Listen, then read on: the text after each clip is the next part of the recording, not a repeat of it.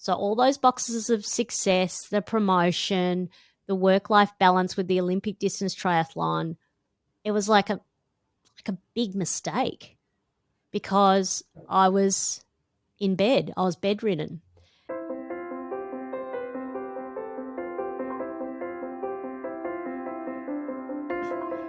Your experience, like I know your most recent episode on your podcast was like around changing careers and stuff, and so yourself, I'd love to touch on that with you because going from like law into like radio and a bunch of the other stuff that you've done, it's quite an interesting one. So I'd love to just dive into that and hear about your experience there. Do you want to hear about how I went from law to radio, by the way, James? Would you like to hear that?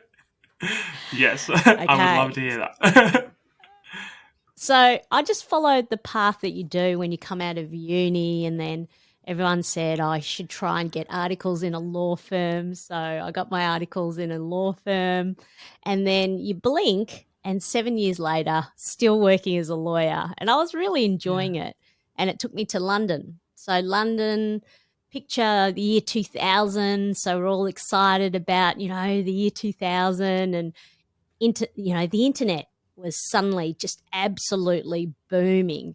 And in that internet, which is now called an internet bubble, we had a lot of money being splashed around. So I followed the money trail to London and I started doing some incredible transactions in the boom of the internet. But then came the bust. And all the people who were funding this amazing movement, they kind of lost their money.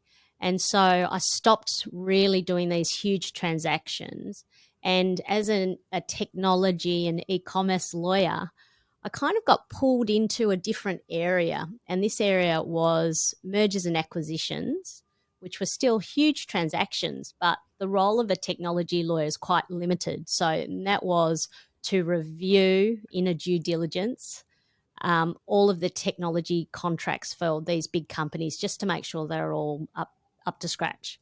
What it involved in those days was sitting in an airless, windowless office for hours a day reviewing piles and piles of these documents. So I basically slowly died inside as I was just reviewing these contracts.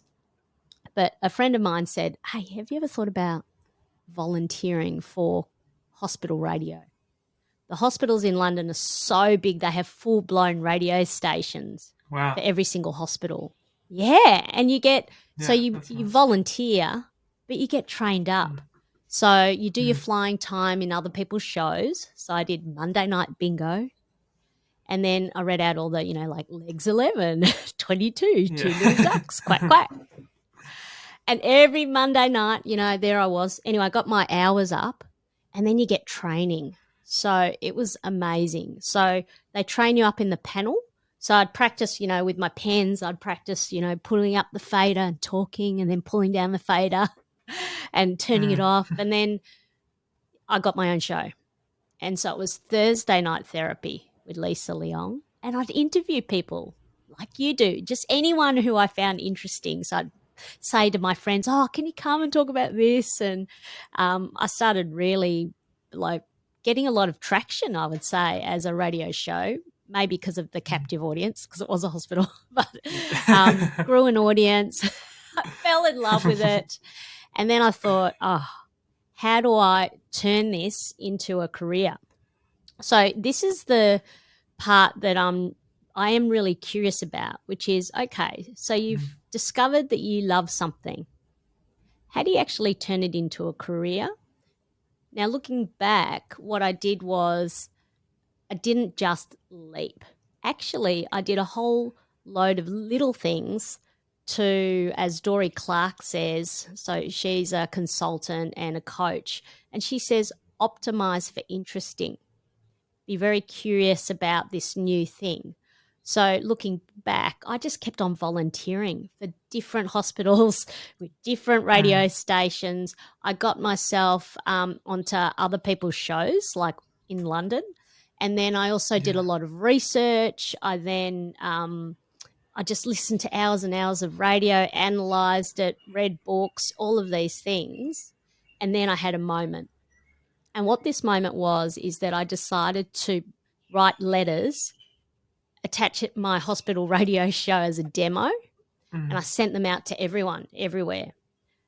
Now I know my strategy was spray and pray. It wasn't very wise. I got lots of rejection letters.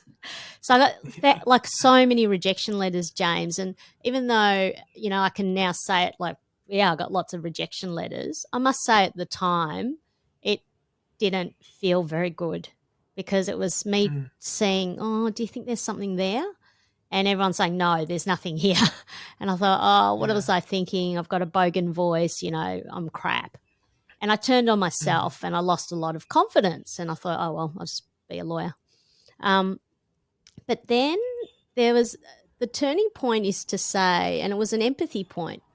If I was a program director who's making a big decision about who I'm putting on air, what would my life be like? Really busy, to be honest. I don't think that they listened to my demo tape, and maybe I could do something else to have a conversation with them.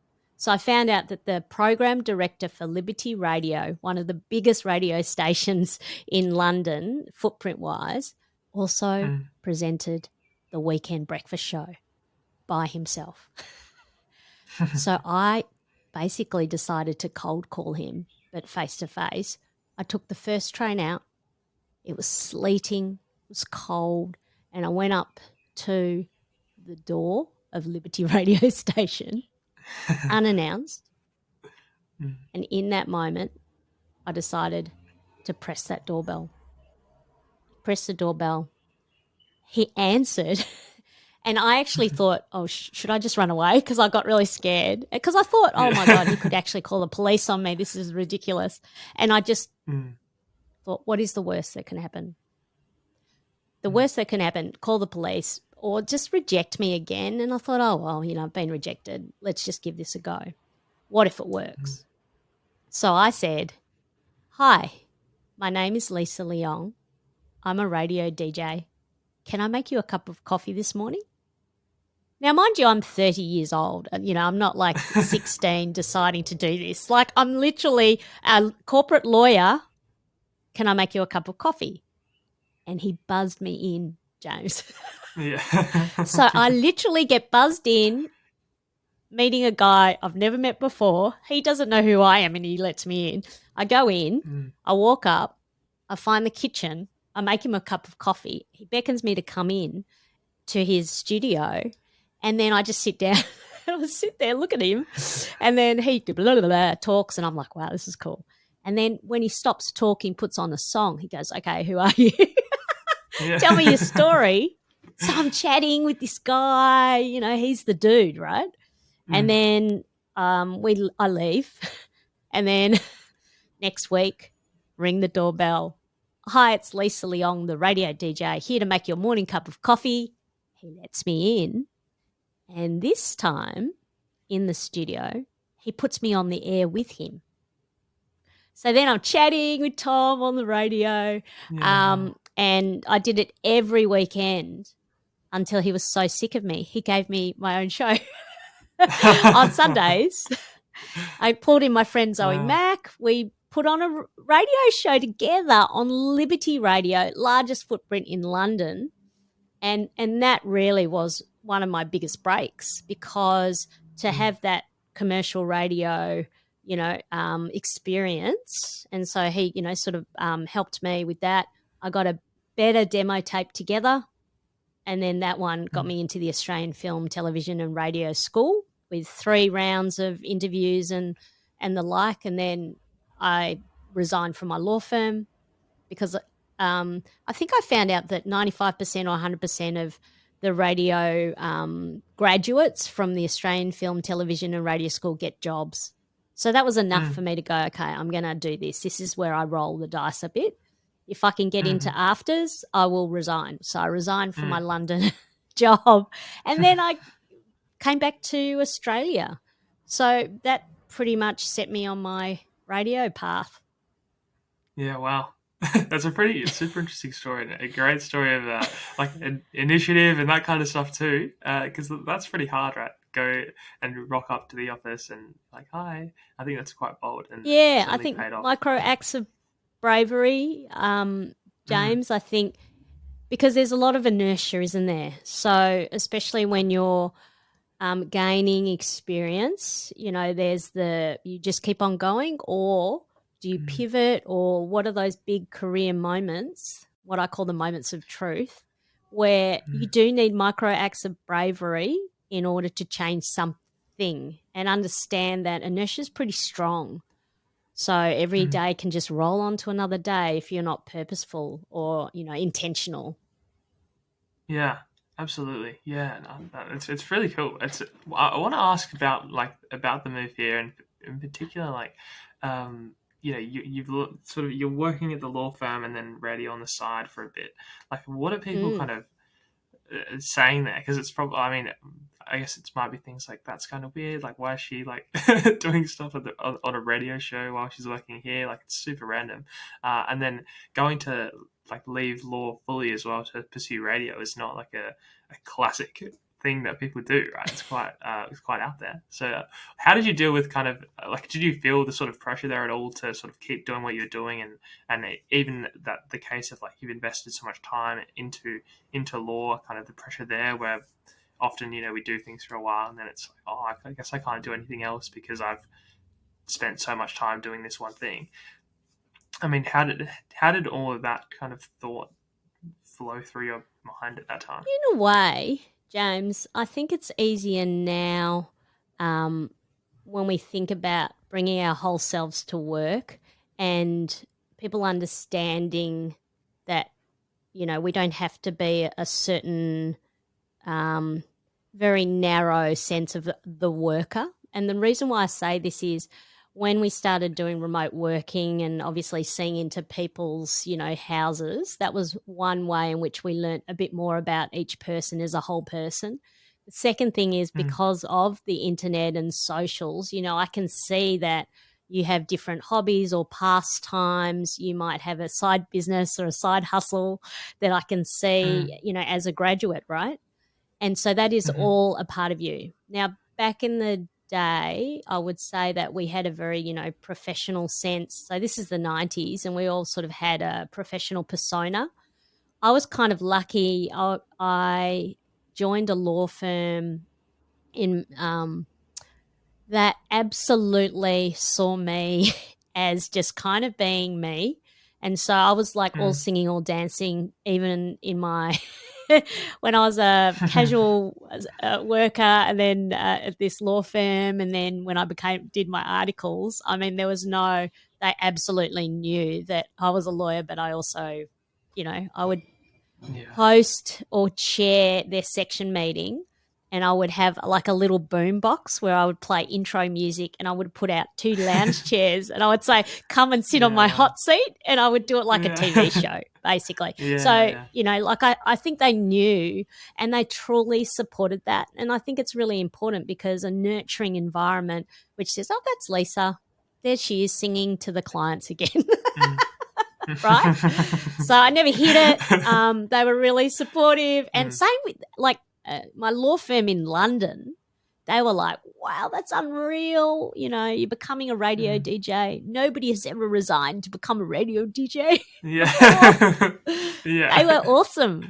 So I think Yeah. if you're honest about it and authentic, then people, will be your greatest supporters. And I feel like the work environment is definitely, able to see that we all come in different shapes, sizes, and, Mm. in different modes. And it's all really, um, really important. Now, I think the work for each individual is to see every day as lab day, and every day is an opportunity to learn a bit more about yourself, particularly your superpowers and your values.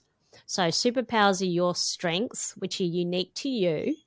And the more you play to those strengths, those superpowers, the more helpful you are at work, the happier you are, the more likely you'll be in flow and therefore doing your best work. That's really Mm. important for you and for the organization that you belong to, because then you'll be your best self, right? And you'll be doing unreal work. The other part about values, so this is the idea of understanding how you want to be in the world. Who do you want to be in the world? So, I had a few little mishaps with my health. So, health became one of my most important values over and above everything else. And then connection, curiosity, freedom. Like, I'm just someone who needs to be quite free, autonomous. Mm-hmm. So, whenever it is my life is bumped up against a value or I'm not playing to a superpower, like bad things happen. Yeah. Everyone. So it's, you want to kind of do the work on understanding yourself and therefore you can bring your best self to work. Yeah, that's interesting. How's that resonating with you?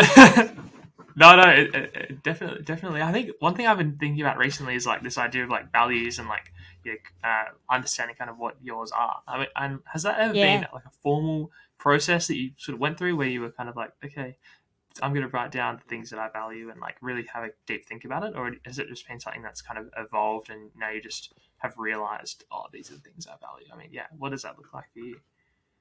Bit of both. So I think it started off just understanding just a bit of when do I feel like aligned to an organization, what's happening there. So there's a specific exercise. It's like the values elicitation process. And so in seriously, because I Yeah. wrote this book recently, there's a whole chapter on values, and we found, one of the world's experts, Greta Bradman, who happens to live in Melbourne in Australia. And she's a psychologist. She's also a classically trained soprano, a beautiful woman and a beautiful soul. And she's done a lot of meta research, bringing together all of the research on values. And she shared her process with us and did it on us. And Yeah. so they're actually a list of values because it's quite hard to pull it out of the ether. So she has a list, say 50 or so values, and you just really go through it and you just mark the ones that you think, oh, this is jumping out, yes, and then crossing out the ones that are no, definitely no. And you get a really good sense. Then you'll have like 30 or 20. And then from there, you just go through a process of whittling it down. You probably want about 5. And then you want to really try and make it unique to you as well. So, mine is curiosity. What does that actually mean for me, though? So, curious about people. Even ideas will come from a particular person, and then I'll be interested in why did this particular person get driven to go deeper on these ideas. So for me, it's all about people. But so that's the values process, and it's really worthwhile doing it formally, but also it might change through time, because I would say that hedonism was a value of mine. When I was like about 20, it was just like follow the fun. Where's the fun? Like, and that was fine. I don't really regret that. And actually freedom has always been there. So, I've traveled a lot. Nice. No, that's super cool. It's interesting to hear that, because I think once you have your kind of values mapped out, then it makes making decisions and like your decision, like moving from law to radio, for example, those decisions I feel become easier once you have this kind of idea of like what are the things I think are important and how can I sort of map those onto the things I'm doing day to day. I've got another. Do you want another exercise, James? Yeah, of course. Okay. So another useful one, and sort of keep this up your sleeve and do it periodically, is something that I came up with in the year 2000 when I was thinking about, oh, what am I going to do next? And I thought that I'd created this. I called it the happiness graph. I've since found out that it's a very well-known exercise, but it's called the lifeline exercise. And in the book, it's called the life flow exercise. So think of a graph, and you've got like the horizontal line and you've got the vertical line, And the vertical line is just like subjective levels of happiness or sense of, yay. And then on the horizontal line, it's time. And you go back as far as you can remember. And then you go to today and you're mapping out your life in terms of the highs and lows, the peaks and the troughs of your life. So in childhood, you might have had a really amazing moment in your childhood that you remember. So that's a peak. And then something, you went to uni, you didn't have a great first year, so that's a trough. And then you just seriously, subjectively just do this graph. So you've got highs and lows. Mm-hmm. And then for every peak, you go, what made this a peak experience? Who was I surrounded by? What was I doing? What's the environment? And then you do the troughs. Oh, okay, this was a trough because of what? What was I doing? Who was I with? And then you take a step back and you're trying to see if there's a trend. What made these peak experiences so that you can be more intentional about building in maybe some more consistent peaks? Troughs happen in life. Sometimes you just can't plan to not have them. You'll have, it's an ebb and flow of life. But rather than going blindly into accidentally hitting a trough every time, that's that learning, everyday lab day. You don't repeat the same experiment, right? That where you know what the answer is. It's a negative result. It's an experiment fail. An example of this is a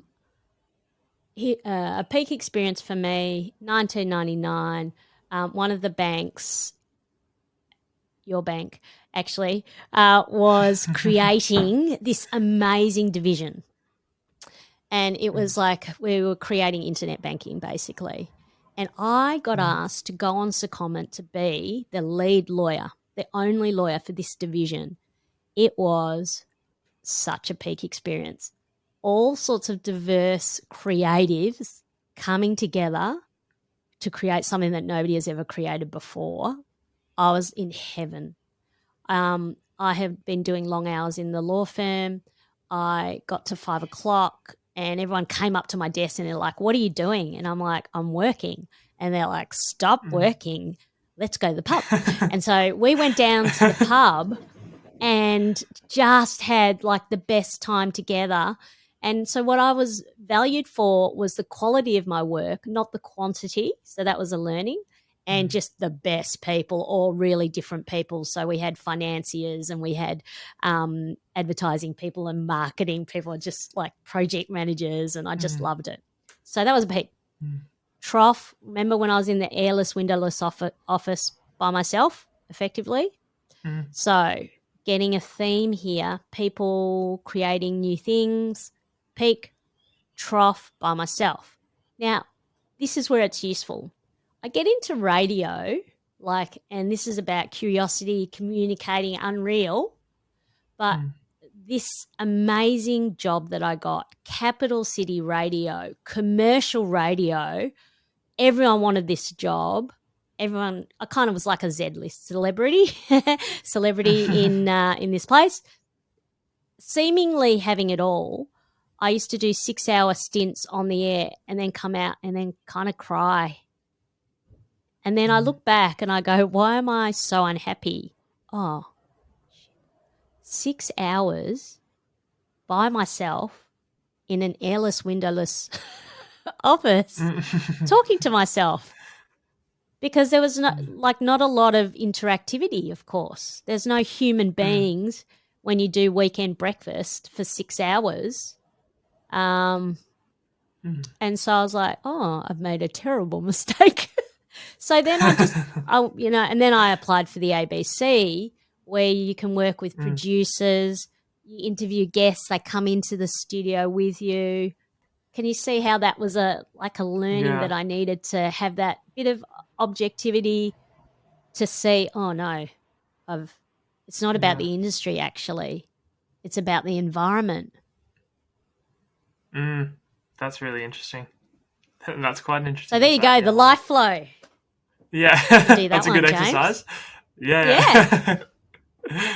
Yeah, wow, I'll have to go away and do those things. That's pretty interesting. Well, we've spoken about Yeah. your book a little bit already, and I'd love to kind of dive into this a little bit more. Um, and perhaps you could, like, what has been your sort of biggest learning from perhaps not even the book, but the podcast that you have, or the show that you run is the same name. And I guess like you've been doing it for a while now. What has been Mm. like the biggest learning or biggest learnings from doing this whole thing? When we'd been going along for a little while doing the podcast, and it's broadcast as well on Radio National, This Working Life. And we always set Mm, out to ask, with curiosity, why do we work the way we work? How might we work differently? Um, how might we be more human at work as well? That was kind of underpinning a lot of our questions, James. And mm, before COVID, we'd ask these questions about, say, remote working.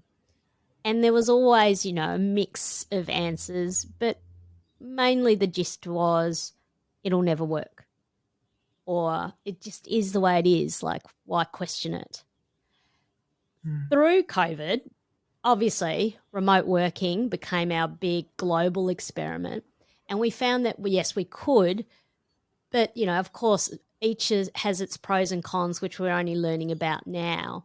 But we're more willing to ask that question. Why do we work the way we work? How might we work differently? How do we become more human at work? And so suddenly we get this zeitgeisty traction, and we're all in it together. I call us a squad of explorers. So nobody's the mm, expert. Um, we're there. You've got a bit of data there, James. It's different from my data points, but together we can kind of piece together, hey, what's happening, right? mm. So then my value of curiosity gets completely ignited. So suddenly, This Working Life, the podcast and the show being broadcast, people are really along for the ride with us. It's Mm, helpful. We're asking the questions at the right times, I think, for people. And so it's super rewarding, exciting, humbling. And then, you know, and then I got a LinkedIn message from Arwen Summers from Huddy Grant saying, have you ever thought about, a book? And until that time, I'd actually been talking to a friend who's a publisher about, is there a book in This Working Life? But probably before COVID, it hadn't really formed for us. So when asking the question at the right time, I thought, you know what, I think there is a book here, because I was starting to get emails from people saying, oh, I'm just kind of don't know what to do about my own career. Kind of been in mm, the job for 20 years. I don't know what to do. Or I'm starting off and I mm, don't really know how to make these choices in such a crazy, chaotic environment. And so the book kind of formed itself in this question of, how do you navigate your career in times of uncertainty? Careers are no longer linear. mm, You don't just lock in and bunker down and go deeper and deeper and deeper into your expertise. So then remember that learning. So the learning from the mm. peak is, don't go alone, Lisa Leong. Don't sit in an airless, windowless office, by yourself. So I thought, oh, writing a book. I had luckily been collaborating with a wonderful ABC Journo digital editor legend, Monique Ross. And I had noticed that she was an amazing writer. And so I cheekily asked her one day, Mon, have you ever thought about writing a book? You seem to love writing. And she said, And I said, will you like to write a book with me? And she said, Yeah. yes. So, Oh, that's and so not good. only was it collaborating with Mon, which was like the most delightful thing on the planet, but also with Arwen, our editor. And then we actually created a soundtrack for a book. So we got to work with a musician, Little Green, and Mm, then her manager and my husband. He did a video clip for the because we Yeah. released like an LP for the book. Isn't that crazy? Yeah, wow. So we just kind of Yeah. started That's so good. collecting people, and then we had just everyone who's involved with the book, which is everyone. So many Mm. people, but all became part of our squad of explorers, and so I think it was don't get obsessed about the output as well. You can get really fixated on the output. Oh, will this Mm. book, what will the finished product be? But I said, to Mon, hey, let's enjoy and then let's find joy in every moment.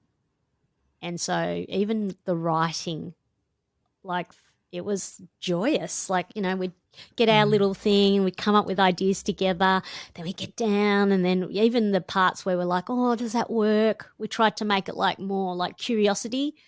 That chapter is a fail.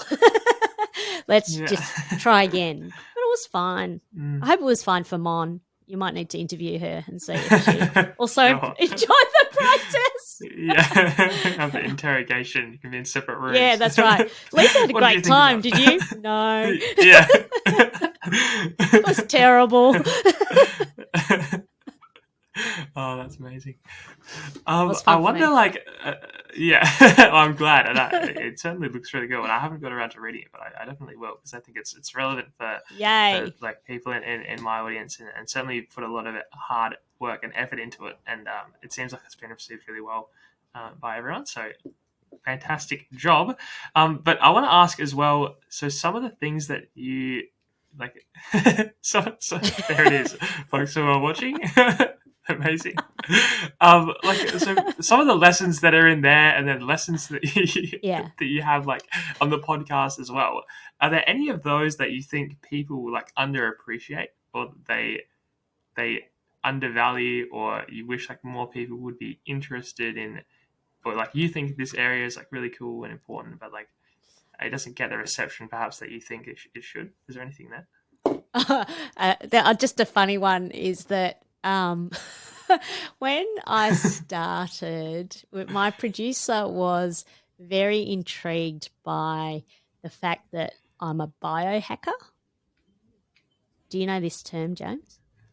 I have heard Someone, about the stuff like this, right? Is it like it's like the person that eats like all this like foreign green food? It's like some herbs from like some eastern country yeah, somewhere. nootropics and That kind of stuff. yeah. So Yeah, use yeah, science and technology to hack your body, right?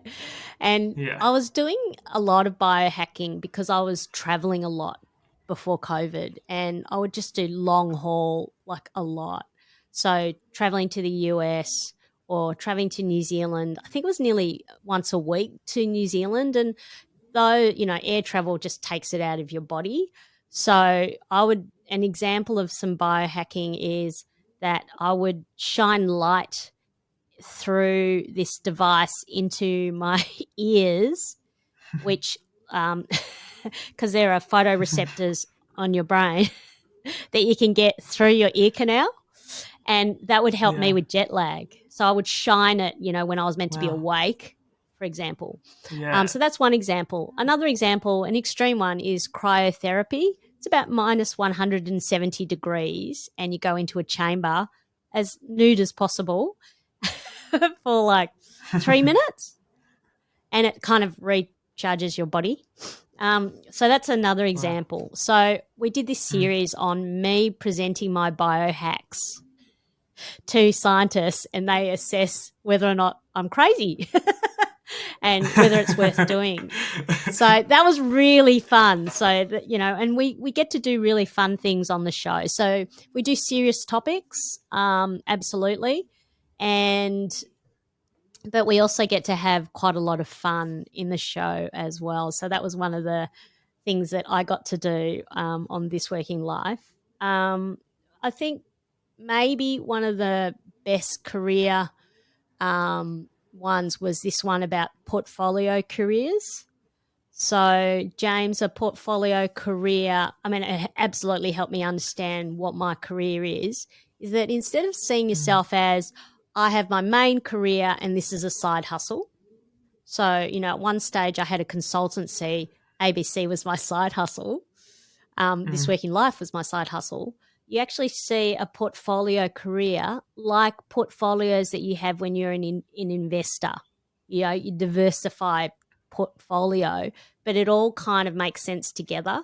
So every part of my career, because at the moment I do, my ABC Sunday show. I've got This Working Life as well on Radio National. I coach CEOs, executives. I facilitate offsites for organizations. That could look a little bit like a hodgepodge. Or which is my main thing? Which is my side hustle? Who am I? Whereas a portfolio career is a really nice way of managing a whole career, but seeing it as being all additive and working together in harmony. And that's kind of the approach. Dory Clark, who I interviewed on the show, and she's the one who introduced me to the term portfolio career. She actually came up with it because she was heavily reliant on one arm of her career, I think, in her early days, and, lost her job. And so she was like, oh, that's too many eggs in one basket. And certainly when you're a freelancer, having a diversified portfolio means that, yes, if a COVID happens and, I can't travel anymore, do I have other aspects of my career that can help me sort of survive through that? Because that definitely happened to me. So I had to think about, okay, so what are other things that I can be doing here? Or I can just take a mini holiday for a little while. Yeah. Yeah, that's cool. It's certainly an interesting way of putting it. Like, I've heard that word mentioned, but it's interesting how you can sort of frame even your things that just framing it differently perhaps makes it sound more like more comforting, I guess, if you frame it in terms of a portfolio and looking at like the ways that things intersect and like can like each thing sort of increase gets more value because of the other things that you're sort of doing at the same time. I think that's important rather than destructive. So thinking that there's a tension there, trying to see it as well. If I learn more. So even between my ABC radio shows, one's a live broadcast show. That's ABC Radio Melbourne on Sundays from 10 till 12. And then This Working Life, highly produced weekly Radio National show. When I do my live radio broadcasting, rather than it sort of seeing like it's in tension with the other, it really helps me with the way I present This Working Life, being more conversational, even just, listening better. I think it all for me is additive. And then when I do work in corporates, of course that helps me with This Working Life because I'm with real people in the real world. It's like being in the wilderness of work, and then I can, or coaching executives, I can sort of go, oh, that's what they're thinking and feeling. That is the zeitgeist at the moment, And so, very often in This Working Life, I'm like, okay, this is happening in the world of work. Let's do our take on it. So that's what happens. It's like, we've got to do this show. Yeah. Yeah, that's cool. No, I like that a lot. One thing I want to ask, more general question for yourself, but I wonder if there's been a time in your life, perhaps a failure or something didn't go to plan, but and at the time it seemed like it didn't go to plan, but it ended up being a success like later on, or something that at the time seemed like the world was crashing down and it didn't go the way you'd expected, but later on it actually worked out for the best. I wonder if there's any examples. I got so many. So I seem to trip up a lot, James. So always learning. One of the ones which might be relevant to you is that I was doing really well in this kind of client relationship business development role. And so I kept on being promoted. And it was really exciting until I got promoted to, like, I just couldn't say no to this amazing role. And it was to head up business development in Asia for a large organization. And it was like, oh, how sexy and fun is that? So with my husband and with my little daughter at the time, she would have been 4 or 5, we went over and moved to Hong Kong. So because I was covering all of Asia, I was flying around a lot, sort of gallivanting around. Had a team of 18, amazing team, cross-cultural. And so I was really busy, and we're trying to do something pretty special. So calendar was full, email box full, lots of responsibility, absolutely loving it, high-powered, also I thought. And then I thought, oh, work-life balance. I'll train for an Olympic distance triathlon.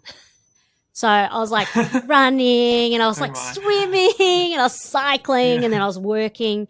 And then I didn't really feel stressed, but I was certainly waking up at 3 a.m. with a lot in my head. And so I would do hours of work, and then I'd kind of have a little nap, and then I would go to work for the rest of the day and flying around. Went on a holiday with some friends. No surprise, my body just completely, when you've been too much in adrenaline, and all the adrenaline seeps away on a holiday, and then your body actually says, actually, I'm stuffed. Bang. So I get shingles, which I had no idea what it was, but I thought it was like a medieval disease. Shingles. Oh. Yeah. So it's like a bad thing, rashy thing that happens, but mine got complicated, and I got secondary nerve damage, and it's called post-herpetic neuralgia. And the GP said, whatever you do, don't Google post-herpetic neuralgia. So I went home and I Googled it, and there were these like horror stories of people who never went back to work. Never. Because it's nerve damage. It's like searing pain. I was on 7 different painkillers, couldn't hug my daughter, couldn't hug my husband. I would just cry. And so anyway, I was crying, and I was like, oh my God, I've stuffed up. So all those boxes of success, the promotion, the work-life balance with the Olympic distance triathlon, it was like a big mistake, because I was in bed. I was bedridden. And so I actually managed to recover. A friend suggested meditation, of which I'd said before, like, why would I do that?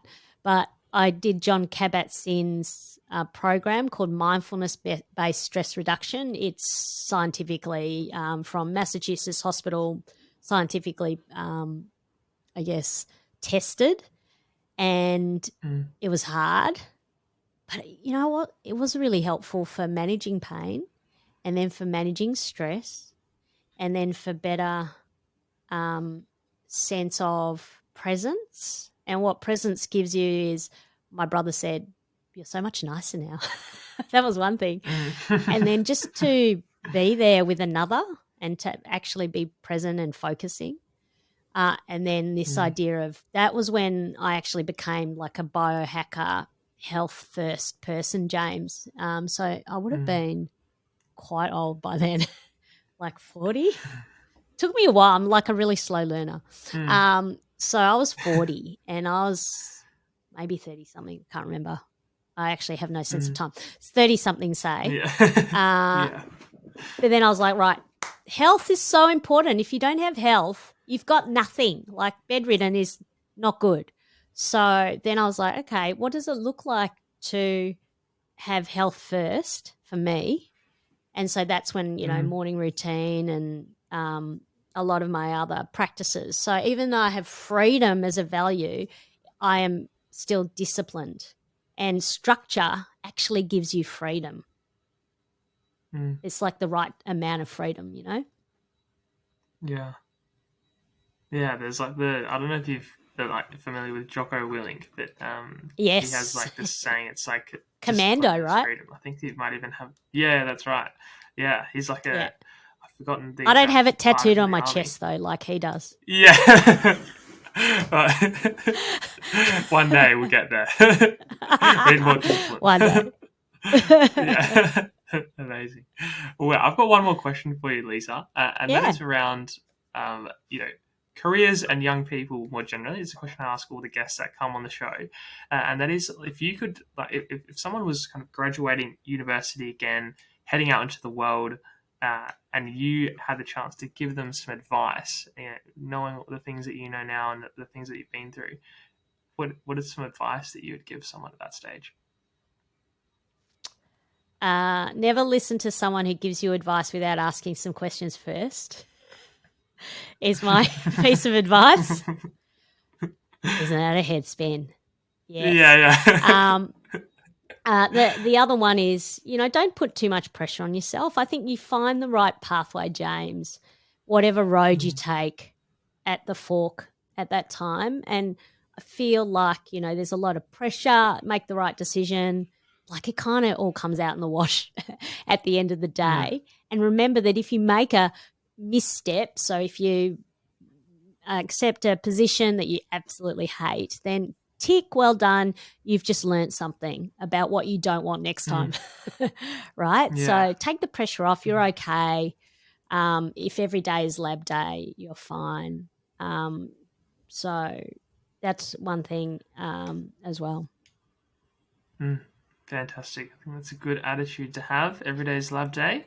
And experiment a bit and try and get closer to the things that give you energy, that are the highs, like you mentioned, and try and steer away from the lows where possible. If people want to find out more about yourself and like connect with you, where's the best place for them to go? So the best place is LinkedIn, and I think I'm under Lisa S. Leong, so you can find me on LinkedIn, and it's a really good place for anyone with a career. So I'd encourage you just to start off a basic LinkedIn page if you haven't already. And then you can also follow me on Instagram as well. So that's Lisa S. Leong, and you'll see me there on Instagram. They're the best places. You can connect with me and write to me there. Amazing. Thanks so much, Lisa, for coming on. It's been a very, very entertaining and insightful chat. Thank you, James.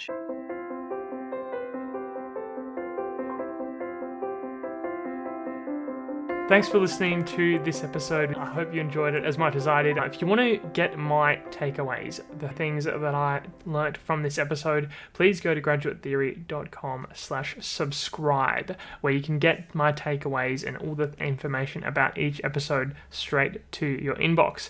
Thanks so much for listening again today, and we're looking forward to seeing you next week.